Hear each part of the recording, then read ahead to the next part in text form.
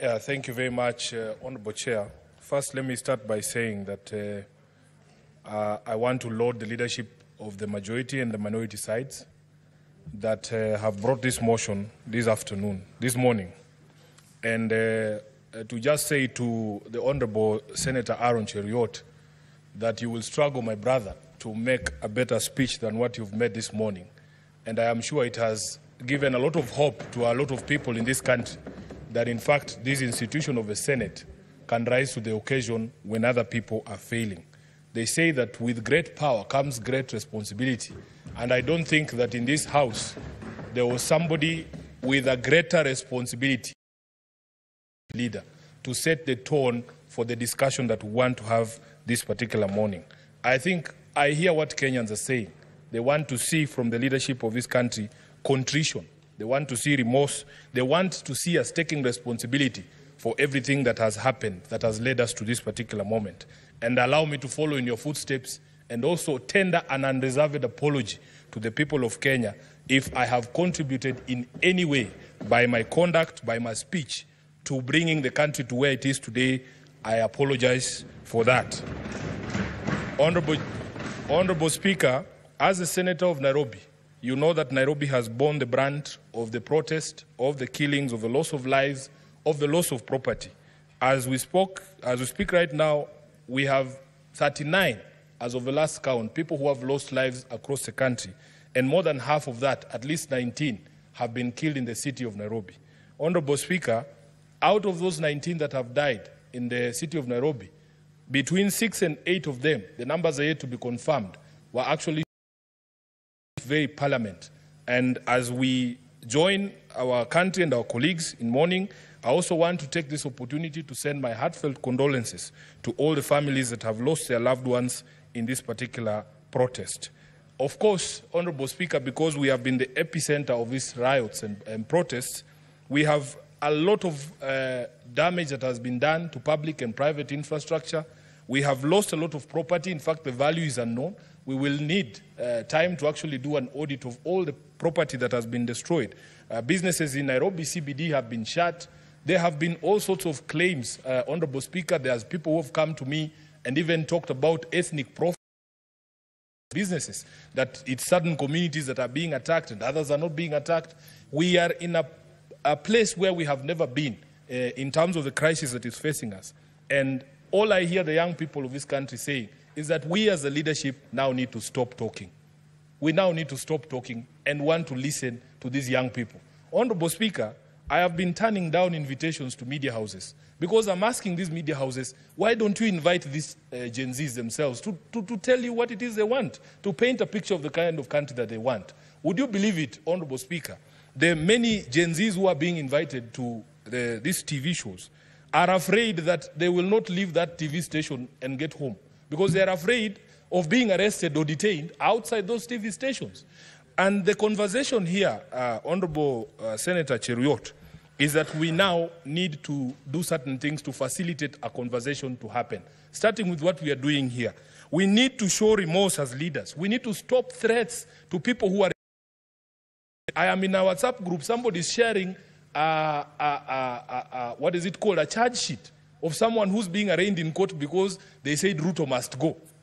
I mean, Honorable Chair, we must get to a place where if we are going to have a national conversation, let us allow people to express themselves, and that is the only way we will hear what they have to say. We need to put aside our egos.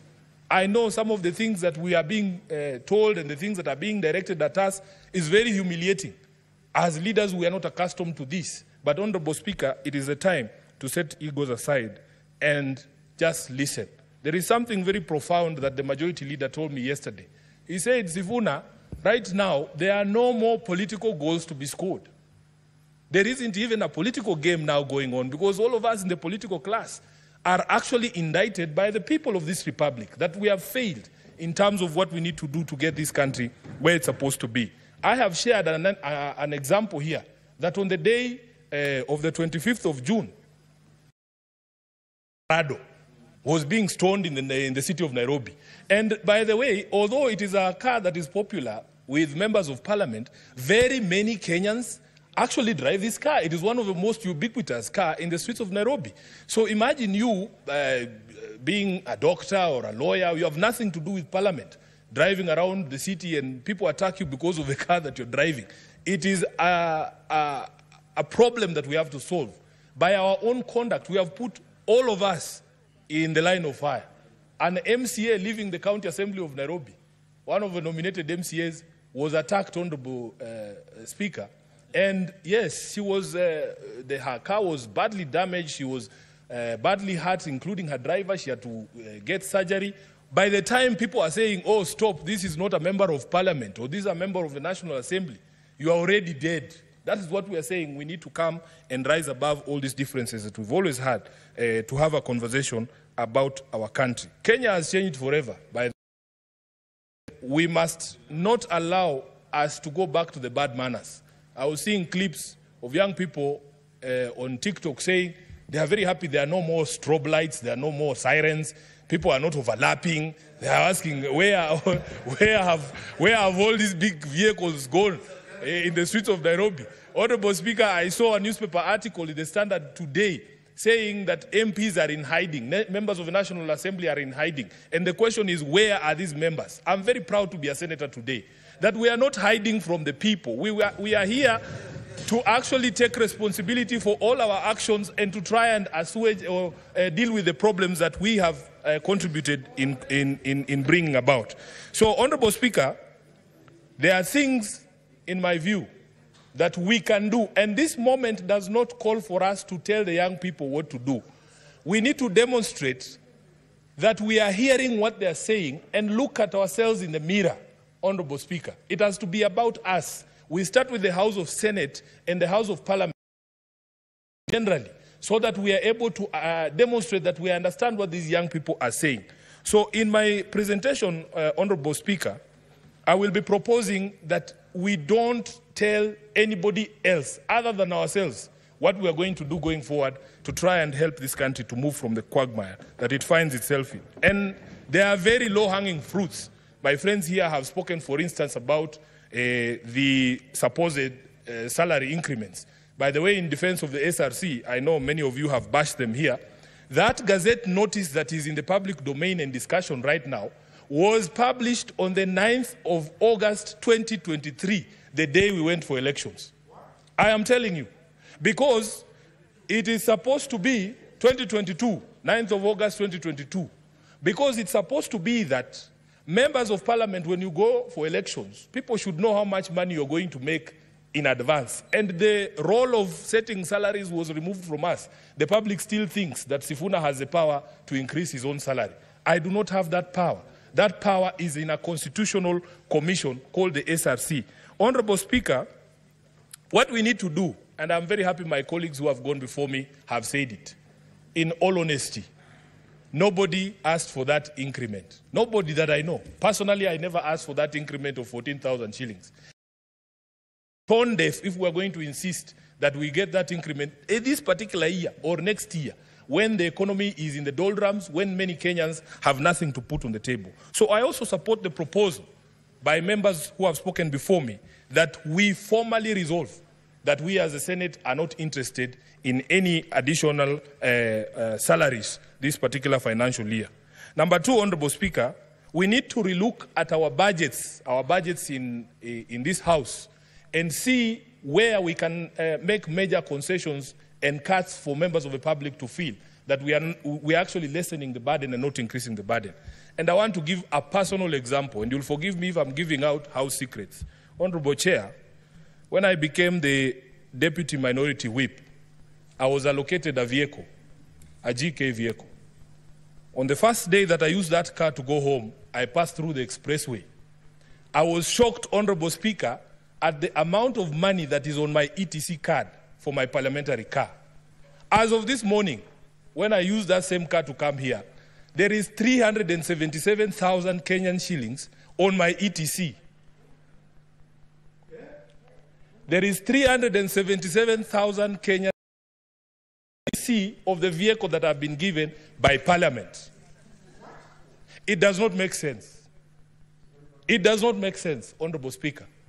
So what you do what you do, members of parliament, the staff of parliament have to be honest with Kenyans.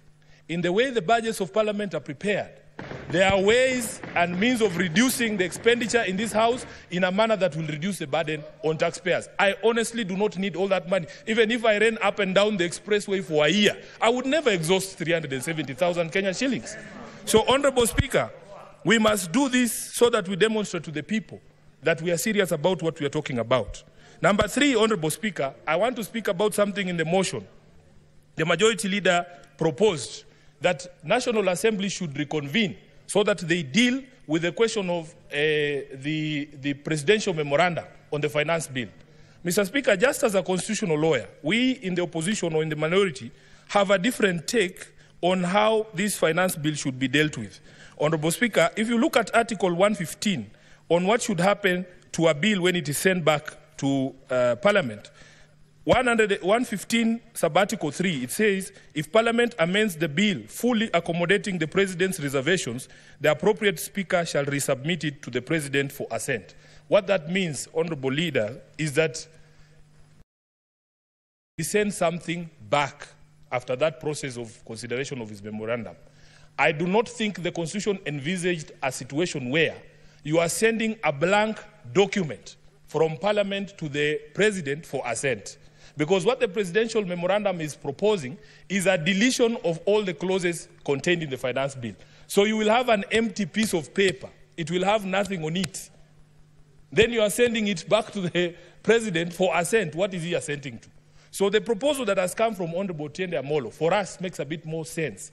That you allow there to be a bill that is introduced to repeal the finance bill as was passed. Because in the language of Article 115, we do not think that it can be done the way that it is being proposed.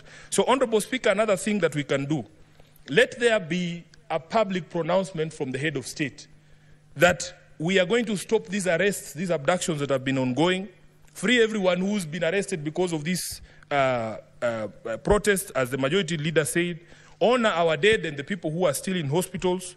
There is opulence and corruption and the corrupting influence of money in politics. Honorable Majority Leader, when you spoke about that, I was very happy because we have to have a conversation. I was at a conference at one place and somebody was saying how it has become expensive to join politics. And I said it is actually used as a scare tactic to scare away people from political participation. If a young man hears that for you to become the Senator of Nairobi, you need 70 million shillings or 100 million shillings, where do you think that person will never participate in elections? Where are we supposed to get this money? We want the young people to understand that they have demonstrated to this country that you in fact do not need the sort of resources that we are told you need for you to become a political player. Honorable Speaker, there's this question of a ban on harambes. As a lawyer, I am aware there is already legislation that tries to limit participation of political players in harambes, but is limited to the last few months. I think it's, is it 6 months or 9 months to the election? What we should be doing, we should be saying, because now it has become culture that immediately after elections anyway, after you are sworn in, your opponent is already on the ground saying Sifuna must go. So why don't we just extend the period and say throughout the term of parliament, members of parliament should not be allowed to participate in these harambes and demonstrate the sort of opulence that we have seen. The Majority Leader and Honorable Halwale has spoken about a rigged economy, and that is something that has touched my heart. Those of us who are born where we were born, Honorable Speaker, many of our young people, including myself, have always wondered how is it possible that people who we know had lesser grades, had far inferior grades in school. We were better than them at everything. They are making progress at a faster rate just because of their second name. We are just there languishing. People have 6 degrees, have never gotten an opportunity. People go for interview after interview. The moment somebody sees your name is Watenya or Sifuna, your CV is put aside. Wanasema leta ya huyu. It is very embarrassing, Honorable Majority Leader, that sometimes an entire institution from top to bottom has members of only one office. I think these are the things that are going to make our people extremely mad every time these matters are brought about. So if you don't address these matters, Honorable Speaker, we are going to be able to deal with the problem. We have seen young people, especially when it comes to employment in public service. Honorable Speaker, you qualify as a teacher. You are waiting all your life to be employed as a teacher. Then you see leaders in public rallies, in funerals, handing and dishing out employment letters from TSC. And when you go to TSC, they tell you, oh, there is a system, everybody is logged in, and see which criteria is used, and they eventually reach you. But you can see people dishing out letters from TSC, from KWS, from NYS, in Harambes and in funerals, Honorable Speaker. I think, and even police, these are the things that we need to work on as a leadership so that we stop all this anger that you see. Let me go to another thing, Honorable Speaker. An angry people cannot be reasoned with. Right now, people are very angry.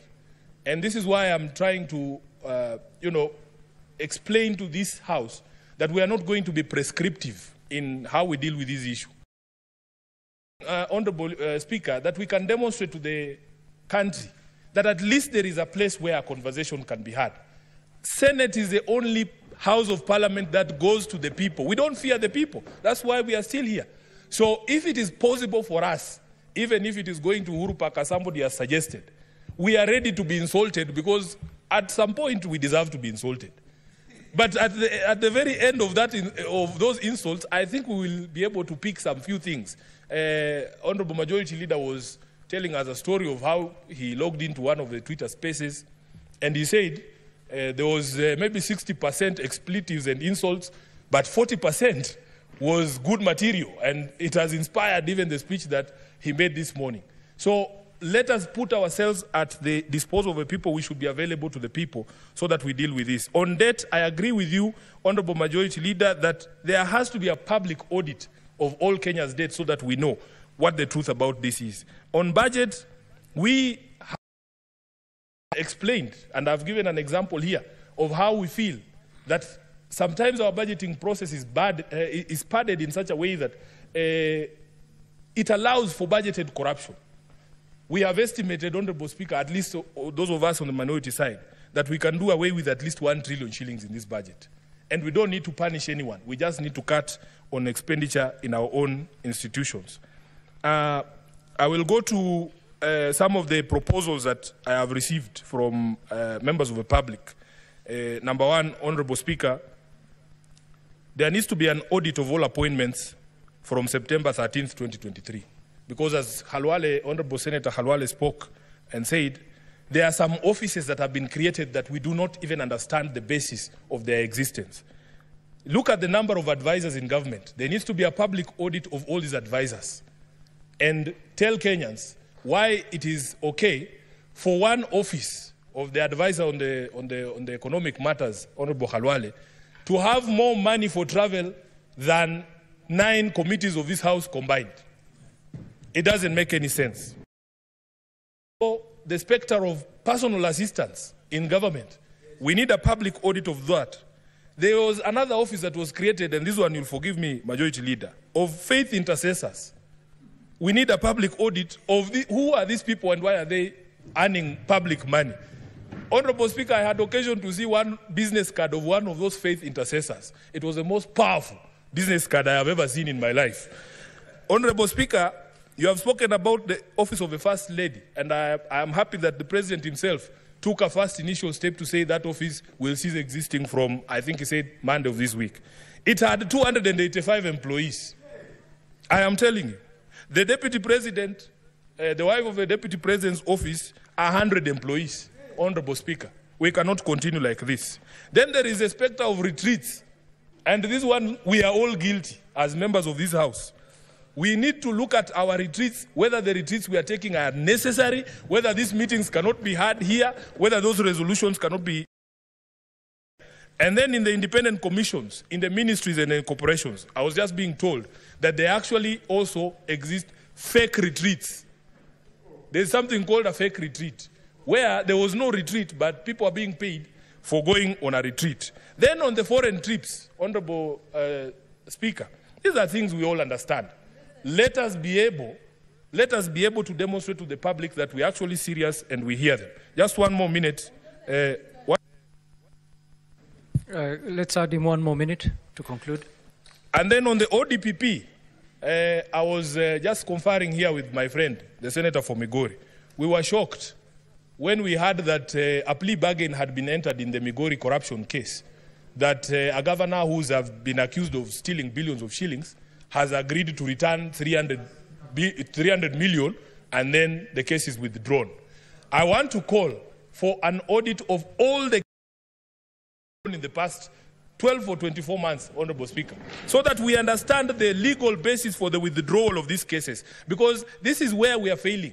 For as long as you can demonstrate, Honorable Speaker, that these cases are going nowhere, that is where people get the confidence that the majority leader was speaking about to engage in some of these things. Lastly, we need respect for the Constitution and constitutional institutions and the bodies across the public service and across the national executive infrastructure. So, for instance, Honorable Speaker, I was being given an example that even the mess we have in the management of public service, that an executive order is made on HR matters to a body called State Corporations Advisory Committee, which is duplication of roles. So, Honorable Speaker, I support this motion, and let us put up that humane face that Kenyans are looking to see, that we can actually engage on these matters. I thank you, Honorable Speaker. Thank you, Senator. Senator Mohamed Chute.